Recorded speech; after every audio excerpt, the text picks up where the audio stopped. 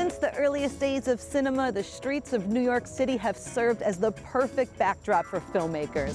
And this year's Oscar nominations brought some good news to New York to the tune of 37 nominations. Today I am teaming up with my bud Erik Davis of Fandango to talk two of our favorite things, movies and New York City. Yeah, a lot of Oscar nominees were either shot in New York or set in New York.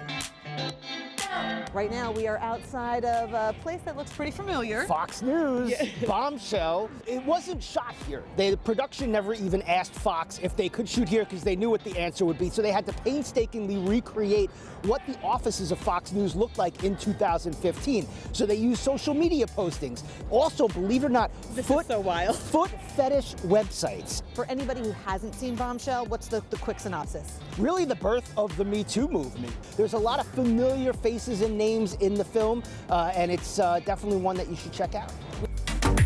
All right, so now we have made our way to East 19th and Broadway to talk.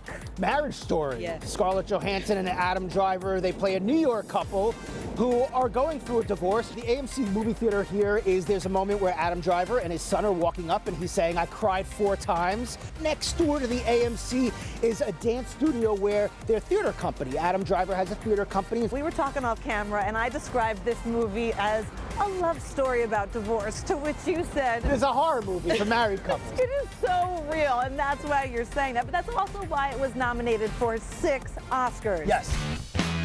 All right, so we are now on Mulberry Street talking one of my favorite films of the year, The Irishman. The Irishman, Umberto's Clam House, site of one of the most infamous mob hits in New York City history, Crazy Joe Gallo. They moved Umberto, so it didn't take place there. The actual hit happened right here.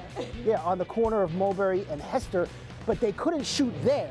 So they recreated Umberto's Clam House down on Broome and Orchard. Okay, so we have got one final stop, and it's a good one.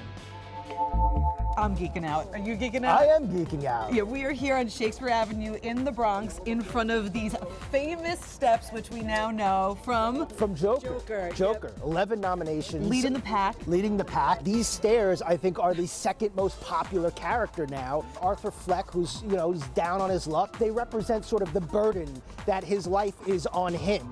And then when he rediscovers himself through this alter ego of Joker, we see him dancing down the steps. He's defeated that burden that was on his shoulders. Joaquin Phoenix, he's another one who's pretty much guaranteed to walk away with an Oscar. Oh, yeah. While we don't know who will walk away with the hardware for sure, we do know that New York City is always ready for its close-up. You ready to take a picture? Let's go.